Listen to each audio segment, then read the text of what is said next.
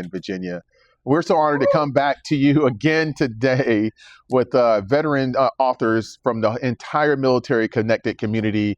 Man, what an exciting day we've had, and the day continues to be just as exciting with our next guest here. We have Mr. Johnny Underwood with the best hat in the world, Vietnam veteran. So I want to give you your flowers for that, of that generation who served and may not have gotten the recognition that you deserve. So we definitely want to give you that recognition right now. Again, say thank you for all you have done.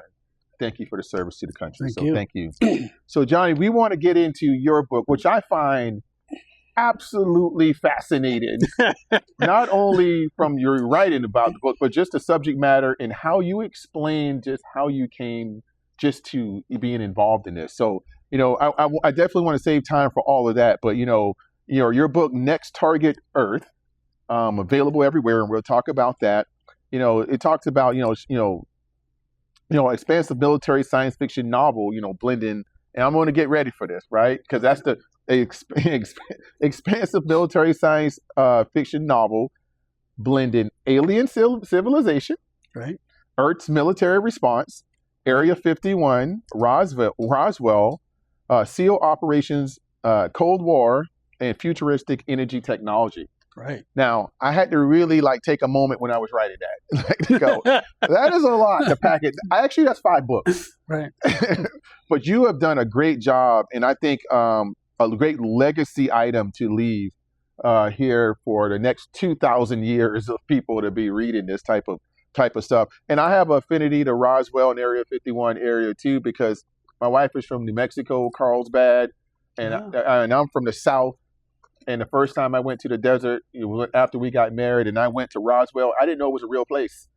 And I went to Roswell, New Mexico was actually a town. Yeah. And I ate at the alien McDonald's, So I had a connection there immediately. So I appreciate it. As we get into this, tell us a little bit about yourself, Johnny. All right. Well, I'm from the South, as you. Mm-hmm. I'm from the backwoods of Arkansas. Mm. So I was raised in the farmer's field. I hauled the hay, fed the cows, cleaned the chicken houses. I punched cows. I mean, I know why cowboys wear cowboy boots, if you really want to know the horrendous story of that. But and then when I was 17 years old, the Army recruiter came by the house and said, "What are you going to do?" And I said, "Well, I'm going to college because I've applied to go to college." And they sent me a letter that says, "Okay, send us $300 for your tuition." And I says, "I guess I'm joining the Army." So in 1968, I joined the Army, and I've been many places because of the Army. And I don't know that it has matured me, though. So I have to look at this book after 5 and see what I see, But I'm happy with myself, so I think I can look in the mirror and say I did okay in the Army because I was a command sergeant major for 12 of those years, and 3 battalions and 2 brigades and a corps artillery later. I had to get out, although I didn't want to. And then I joined Geico because they needed a sergeant major to corral their local offices. So I get to serve in Alaska and Washington State and Idaho and Utah and Nevada, Las Vegas, and help them with their local sales offices for 5 years. And then I went to the military department for another 14. Oh, wow. So I did 19 years at Geico, and then my father died at 66, and I said, I'm going to retire at 66. So I did. And since then, I've been doing this, writing this book, that book, and several others. And now I'm a published author with 3 books behind me. Well, you deserve a lot of claps there. So no, thank you. I mean, what an amazing journey of service. Yeah. That's what an amazing legacy. So thank you for that. So let's talk about this book, Next Target Earth. So where did this story begin? So where did this idea go? Light bulb. This is where I'm going with this. Well, I read extensively when I was young, and one of my favorites was biographies like MacArthur, Washington, whatever, Thomas Jefferson, because we had to do book reports, of course. Yeah. And so to relax from that, I read science fiction or fiction. Mm-hmm. And I've sort of been hooked on science fiction most of my life. And then in 1999, I was introduced to a guy named David Weber, mm-hmm. who did the Honor Harrington series of science fiction books. And she started out as a ensign, and now she'd be like a 5-star admiral or whatever. But I followed her career, and I said, well, I'm going to write, and I'm going to use my imagination. Mm. I'm not a biographer because I can't remember enough about you to write your story. So I said, I'm going to make up my story. Mm-hmm. And so everything in that book, well, not everything, but most of the stuff in that book is my imagination. Mm-hmm. And I try to make it meaningful by incorporating things that did happen mm-hmm. here on Earth in the book. Yeah, that's great. No, I thought it was unique, by you combining real history with science fiction. Right. I thought that was a unique way of, why do that, and what do you want readers to take away with that combination of, like you mentioned, imagination. You're combining things that I can recognize, right? But then it goes into reading the things like, man, is that real? Well, that's true. But the purpose of adding the realism to it was just that, so that people, if they read the book, they could say, well, that's true. I know that's true. So maybe the rest of the story is true too. So you're playing with people's minds a little bit, but I incorporate real people. Yeah. For example, you talked about the SEAL team. Yeah. The actual leader of the SEAL team in the book is a guy named Michael Thornton. Mm-hmm. I met Michael in Texas. Mm-hmm. He is a recipient of the Medal of Honor. Mm-hmm. And I said, I'm going to just write Michael in this book. And he leads the team into Vietnam in 1966 to recover a piece of this missile that these aliens have shot at Earth. And the scientists are trying to prove that it's a missile instead of a meteorite. Mm-hmm. So, and I think it adds realism to the story. And it also could have been true. I mean, I didn't ask Michael if he went in and got it, but maybe he did. Mm-hmm. Maybe there was a missile there at Fort Carson, Colorado on Pikes Peak back in 1966. Maybe not. Maybe not. There's so many cover-ups. For example, Area 51, and I know we're going to talk about Roswell because you said that already. Mm-hmm. So I just read yesterday that it was actually something called Project Mogul or something like that, and it was actually a spy balloon that we're trying to use to incorporate to find out what Russia was doing. Mm-hmm. And it crashed by Roswell. And in 1993, the Air Force came out and said that's what it was. Mm-hmm. So, but in my book, it is actually a UFO. Okay. I saw the actual UFO. It's in the museum next to McDonald's. You sure? See, a little realism, a little real fact, little maybe not real fact. And why do you keep mentioning my favorite restaurant? No, only because in Roswell, if anybody's been to Roswell, the McDonald's is made into like it's museum. It's like an alien. It's like they really play on the whole alien theme in that McDonald's. It's very unique. So in that whole town. So it was very unique. So first of all, I didn't even know the town was real. But let's just little real, little dry, little real, little fake. But that's right. So So your military experiences was vast.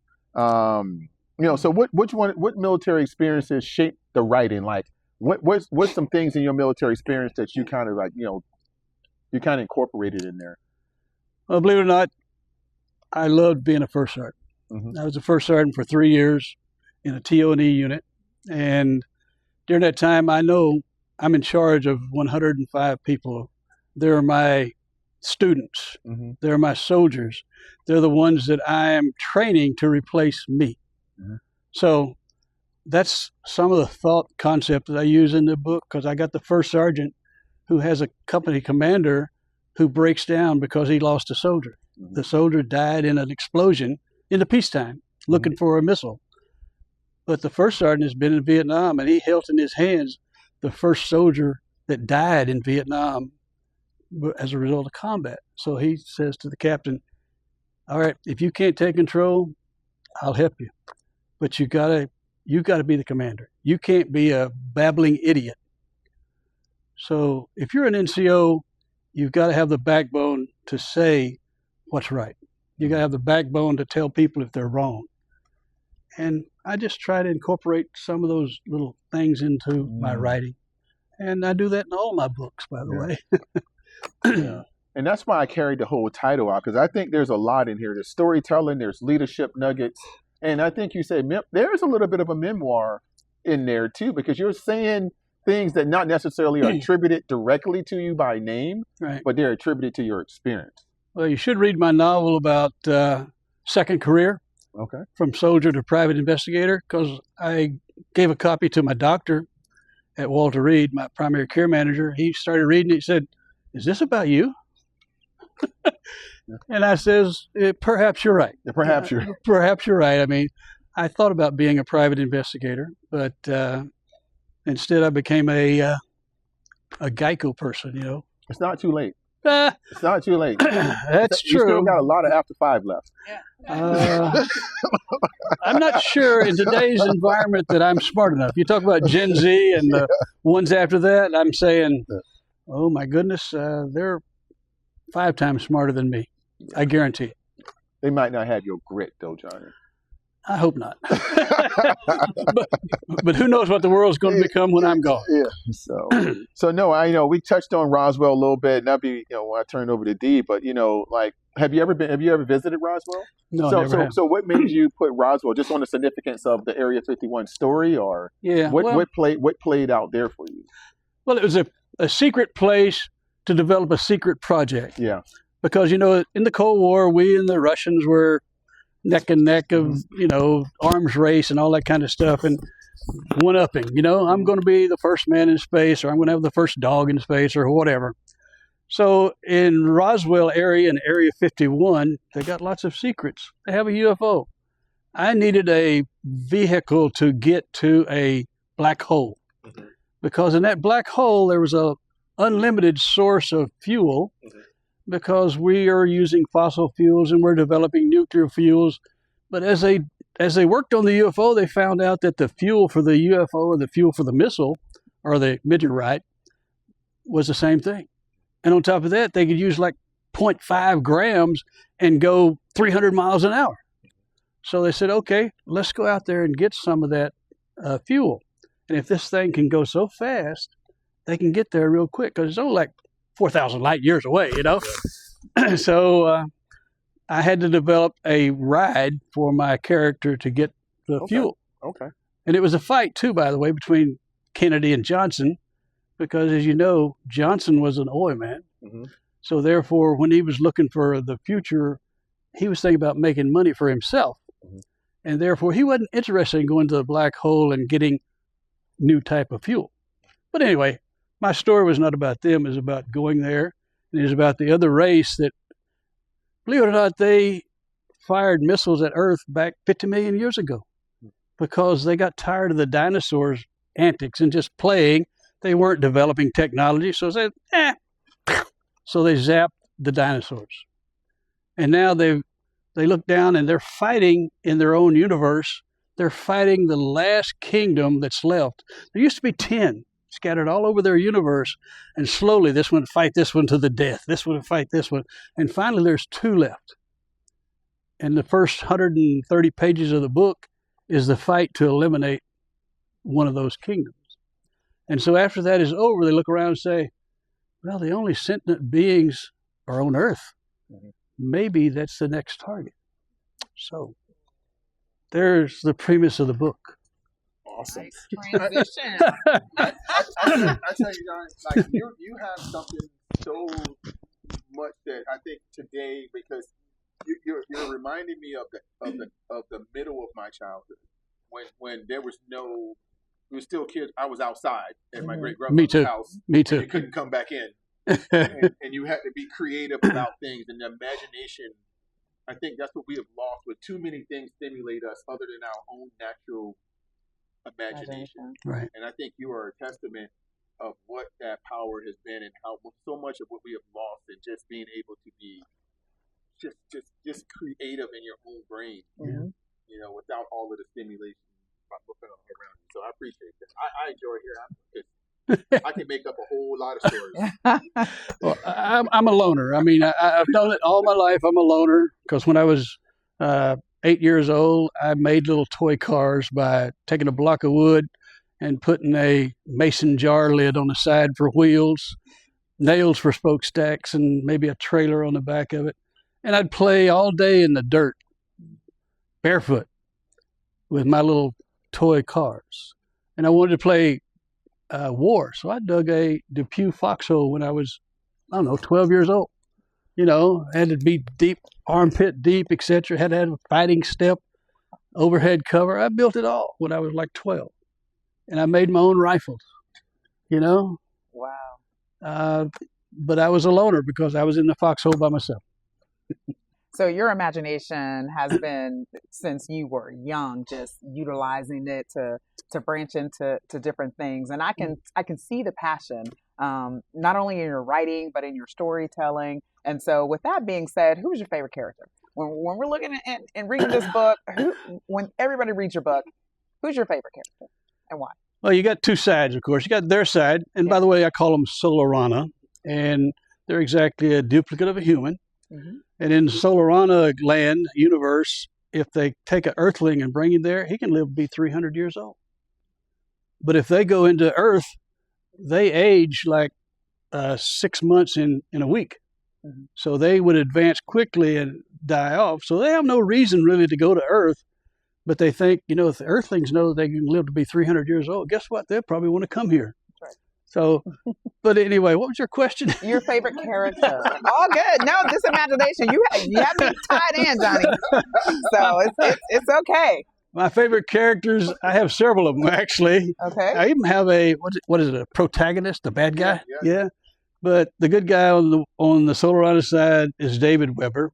He is a pilot. He's a recon specialist. He's a loner, and like me. And then I have Bruno Gehrig Sr., who is the defense minister for the entire kingdom. And then I have the Emperor Strong, number 14. No, by the way, in the book, he has to produce a male heir within 14 years. And he has 13 girls. So he's desperate. But when the number 14 comes up, she is another girl. So he knows he's going to be kicked out of being the emperor. And anyway, that's another story. But in the Earth side, I have Jesse Fellows, who is a lieutenant in the Navy. And in the end, he's a colonel, or a captain in the Navy, who gets into the astronaut corps because he is involved in building the UFO. He's involved because we send the UFO, our UFO, we send it back out to the black hole, and when it gets there, it gets damaged. And on the way back, the pilot is actually just the brain of a young lady, because they couldn't figure out how to prevent the body from being destroyed by all the speed. Because this thing goes, you know, like 500,000 light years an hour or something like that. Because in my imagination, in the preamble, I had to explain how fast they could go. So I developed something called gravitational waves an hour. And when you have gravitational waves per hour, you're using the magnetism of the dark space or the dark matter in space to help pull things along. So you got a big magnet that attaches to the dark matter, and that makes it go real fast. And it's like thousands of light years an hour. So in other words, the 4,000 light year trip to the black hole was 30 hours long. And anyway, that's GWH. And believe it or not, scientists today are looking at gravitational wave propulsion and exploring how they can combine it with the dark matter, which we don't know about in the universe. And they're working on it, but it's already in my book. So they're working on that. But what are you working on? So is there another book coming after this one? What do you have going on? Well, that's book 1. Book 2's over there. It's called We Will Survive. It's already been published. Awesome. And book 3 is already in the computer. And by the way, there's a certain thing about the military. They don't like us going around and what do I do with it? I got lots of papers here. But they don't like us going around and telling our story because they put out a DOD directive that says before you, as an author, publish a book, if you were ever in the military, you've got to get it approved by DOD. That's a directive. It's not punishable that I know of, but there's a guy named Douglas McComb that you send your work to, and they send it back with a stamp. It says right there, cleared for open publication. But anyway, I do have the instructions here somewhere. There it is. There it is. This right here, that's the directive that tells you that if you're an author and you served in the military, before you publish your book, it's supposed to be reviewed by the DOD. So I've got 2 others that's been reviewed already for publication. No, 3. I got 3 others that's been reviewed for publication. So right now I've got like 7 books I could still publish. Okay. And 3 of them have been approved already, and it could take 6 months. A buddy of mine wrote a book and it took him 8 months to get his approved. This one here was approved probably in a month and a half. Okay. Must have been because it's science fiction. And the one I wrote about the Civil War era, they sent it back and said, well, that's too old. We don't have to approve that one. Oh. No secrets in there. Yeah. But so there's lots in the works. Okay. And my life story, it's 3,000 some odd words that I've written just from birth to retiring from the Army. And now I'm working on the one from when I retired from the Army through Geico, and I've only got up to 2004. But I'm also working on like 3 or 4 other books at the same time. It sounds like you stay busy in the writing world. It is great. I would tell you, I'm gonna keep saying it. You're living an afterlife life. It seems like you have a sense of purpose that's very high, and I can tell it keeps you energized, and it keeps you creative, and it keeps you sharp. And I think for me, I'm only a couple of years younger than you, so for me. And you came in the Army in 93? Later, and I was on a later program. Okay. I came in the Army in 68 and retired in 98 after 30 years, of course. So no, we appreciate the opportunity to be able to talk to you, Johnny. You are living a purpose-filled life, and I can keep saying that over and over again. Thank you for joining us, and thank you for bringing amazing work to the forefront. And I say, you're living history, and you're writing history to live on. Yes. Yeah. And how can individuals find you if they want to talk to you more about your writings, and how can they find your book?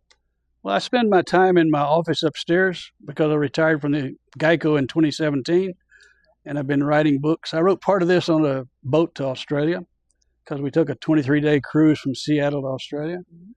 So when she was partying, I was writing sometimes. That was your party, huh?